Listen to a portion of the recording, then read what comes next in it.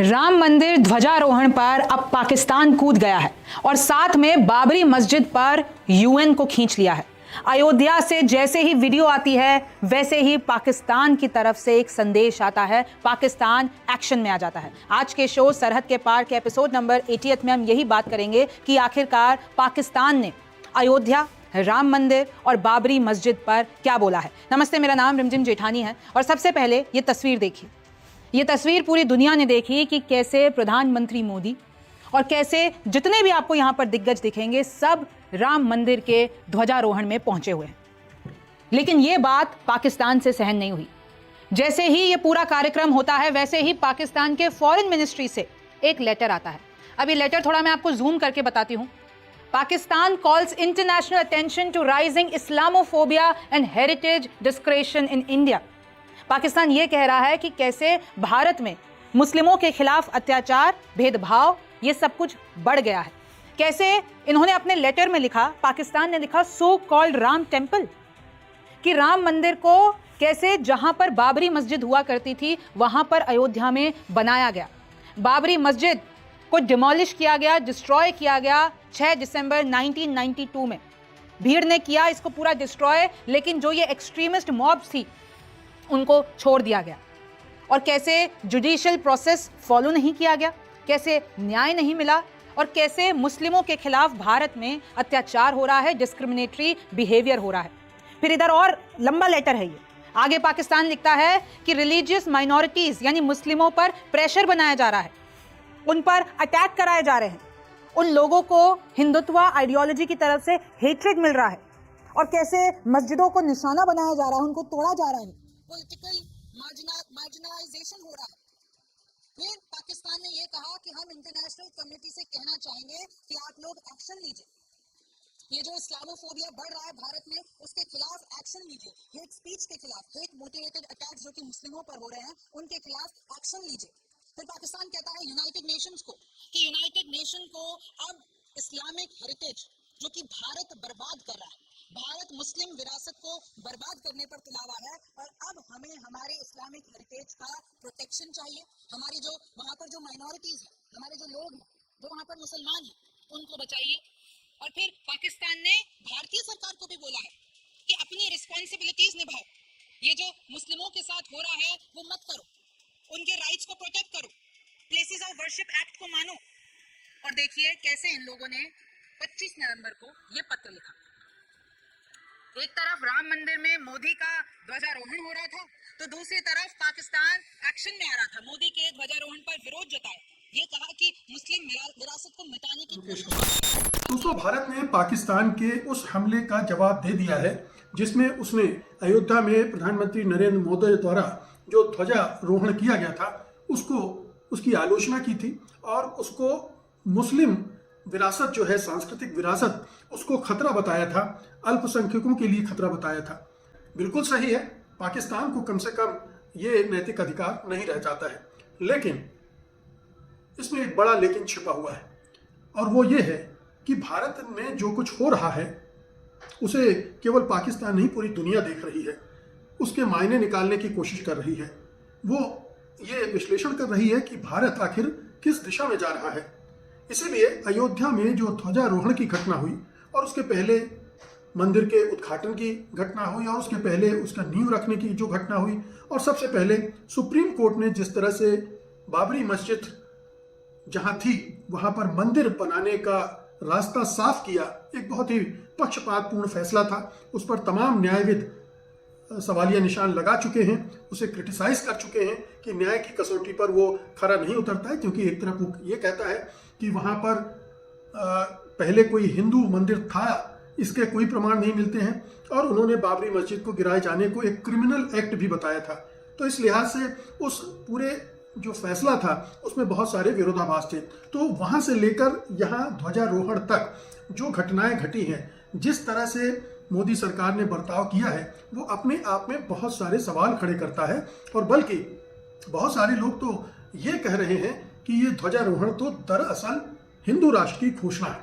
इसमें भगवा ध्वज फहराया गया, जो कि चूंकि संघ परिवार को तिरंगा से कोई प्रेम नहीं था, बल्कि तिरंगा से तो वो नफरत करती थी, तिरंगे को की मुखालफत करता था, और पूरा जो परिवार है वो इसके पक्ष में नहीं था। और उसकी जो अंतिम महत्वाकांक्षा है वो यही है कि भारत देश का जो झंडा हो वो भगवा ध्वज हो और तिरंगा को हटा दिया जाए। वो दुखद और दुर्भाग्यपूर्ण घड़ी आएगी या नहीं, कभी आएगी तो उस समय भारत किस तरह का होगा, ये एक दूसरा सवाल है। लेकिन उस घटना ने एक मैसेज उसमें छिपा था। बेशक मोदी सरकार, बीजेपी, संघ परिवार वो मैसेज अपने वोटर्स को देना चाहता था, हिंदू मतदाताओं को लुभाने के लिए देना चाहता था, उनको दे रहा था कि देखिए अब हिंदू राष्ट्र की स्थापना हो रही है। उस दिशा में ये शब्द इस्तेमाल नहीं किए गए, लेकिन ये मैसेज था कि भारत कैसे धीरे धीरे एक हिंदू राष्ट्र की शक्ल ले रहा है। हिंदू जो सांस्कृतिक विरासत है वो पूरे देश पर, पूरे संविधान पर, पूरे लोकतंत्र पर, पूरे निजाम पर काबिज होती जा रही है। और ये एक संदेश देकर हिंदुओं के तुष्टीकरण का काम वो कर रही थी, तीनों मिलकर कर रहे थे। तो ये ध्वजारोहण का परम उद्देश्य था। और आप ये भी ध्यान रखिए कि उसके अगले दिन ही भारत में संविधान दिवस था। 26 नवंबर को संविधान तैयार हुआ था, हम सब जानते हैं। तो उस संविधान दिवस पर एक दूसरा ही स्वांग रचा गया। प्रधानमंत्री मोदी तो राष्ट्रपति द्रौपदी मुर्मू द्वारा एक शपथ आयोजन किया गया, और फिर प्रधानमंत्री ने देशवासियों के नाम एक चिट्ठी भी लिख दी जिसमें संविधान की महानता का बखान किया गया।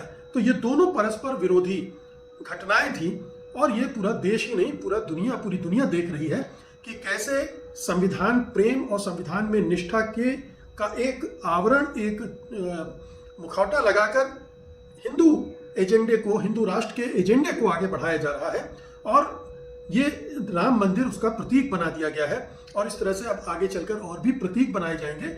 और हम सब जानते हैं कि प्रधानमंत्री मोदी हो, गृह मंत्री अमित शाह हो, या उनका पूरा मंत्रिमंडल हो, बीजेपी हो, संघ परिवार हो, किस तरह से एक मुस्लिम विरोध से प्रेरित होकर किस तरह की चीजें कर रहे हैं, बोल रहे हैं। उन्होंने संवैधानिक संस्थाओं को कितना कमजोर कर दिया है, उनका भगवाकरण किस तरह से, कितनी तेजी से किया गया है, चाहे वो एकेडमिया का हो, चाहे दूसरी संवैधानिक संस्थाओं का हो। और चुनाव आयोग का जो भगवाकरण हुआ है, या यूं कहें कि उसका हरण करके जिस तरह से हिंदू राष्ट्र के लिए छल कपट प्रपंच धांधली की व्यवस्था कायम की गई है, वो अपने आप में पूरी कहानी कह देता है कि मोदी सरकार देश को किस राह में ले जा रही है। ऐसे में जब पाकिस्तान कहता है कि ये धर्म ध्वजा फहराने की जो घटना हुई है, दरअसल मुस्लिम सांस्कृतिक और धार्मिक विरासत को खत्म करने की कोशिश की जा रही है, तो इसमें अनुचित नहीं है। पाकिस्तान ये कहने का हकदार नहीं हो सकता है, लेकिन उसका ये आरोप पूरी तरह से निराधार नहीं है। इसे दूसरे देश भी दोहरा सकते हैं और कह सकते हैं, जैसा कि मैंने आपको बताया, राम मंदिर के निर्माण को भी उसने टारगेट किया। और भारत में इस समय खासतौर पर अल्पसंख्यकों के साथ जो भेदभावपूर्ण व्यवहार हो रहा है, उसके बारे में भी उसने टिप्पणी की है। उसने राम मंदिर के प्राण प्रतिष्ठा समारोह की भी निंदा की थी। पहले जब ये हुआ था, उस समय पाकिस्तानी विदेश मंत्रालय ने बयान जारी करके कहा था कि अयोध्या में हम राम मंदिर के उद्घाटन की निंदा करते हैं। ये मंदिर बाबरी मस्जिद को तोड़कर बनाया गया था। भारत में बढ़ती हिंदुत्व विचारधारा धार्मिक सद्भाव और क्षेत्रीय शांति के लिए खतरा है।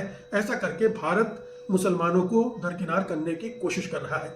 इस भारत विरोध को और पाकिस्तान के इस दुष्प्रचार को खाद पानी कौन दे रहा है? कहां से उसे इतने सारे कारण मिल रहे हैं कि वो बार बार इन चीजों को रिपीट करके विश्व बिरादरी के सामने भारत की एक ऐसी छवि प्रस्तुत कर सके जिसमें मुसलमान विरोध, अल्पसंख्यक विरोध शामिल है, और एक हिंदू जाति या हिंदू धर्म को मानने वाले लोग अत्याचार कर रहे हैं और उनका शासन, उनका राज कायम हो गया है। तो ये जो पूरा एक नरेटिव बन रहा है, अयोध्या की घटनाओं का उसमें योगदान तो है ही, लेकिन जो दूसरी चीजें भी हो रही, मसलन CAA NRC, वो भेदभावपूर्ण जो हुआ है, फिर बुलडोजर जिस तरह से चले हैं देश भर में, जिस तरह से मॉब लिंचिंग हुई है, जिस तरह से अभी घुसपैठियों के नाम पर एक मुस्लिम विरोधी अभियान हमारे गृह मंत्री और मोदी सरकार चला रही है, ये तमाम चीजें हैं जो दुनिया में एक संदेश दे रही है। और वो संदेश यही है कि भारत एक हिंदू राष्ट्र बनाने की तरफ जा रहा है, और उनका उद्देश्य अल्पसंख्यकों को सताना, मारना, पीटना, उन्हें दोयम दर्जे का नागरिक बनाने में का है। ये एजेंडा अब धीरे धीरे पूरे दुनिया भर की निगाहों में आ चुका है। तो जब ये धारणा पूरी दुनिया में फैल रही है तो जाहिर है कि भारत की छवि भी उसी तरह से निर्मित हो रही है कि भारत फांसीवाद की तरफ बढ़ रहा है, एक तानाशाही व्यवस्था की तरफ बढ़ रहा है।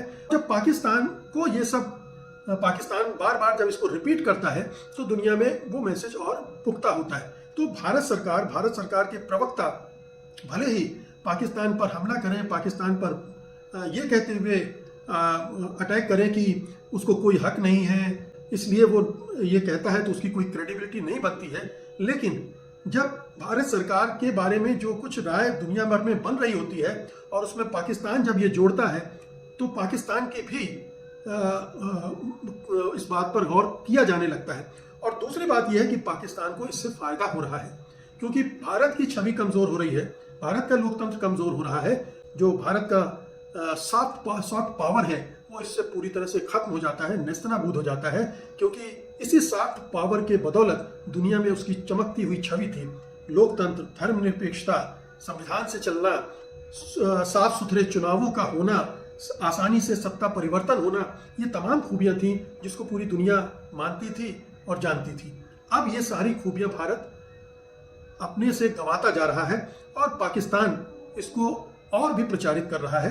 तो पाकिस्तान तो अंतर्राष्ट्रीय जगत में अपनी स्थिति को और मजबूत कर रहा है, भारत की छवि नीचे आ रही है। या यूं कह लें कि जो जो भारत की छवि नीचे गिरेगी पाकिस्तान भी पाकिस्तान की छवि को और बेहतरी मिलेगी। तो ये पाकिस्तान को फायदा होता हुआ दिख रहा है। इसलिए अयोध्या की घटनाएं, प्रधानमंत्री मोदी की भूमिका, मोदी सरकार की भूमिका बहुत चिंताजनक है। ये पूरे भारत के भविष्य पर एक सवालिया निशान खड़ा करती है।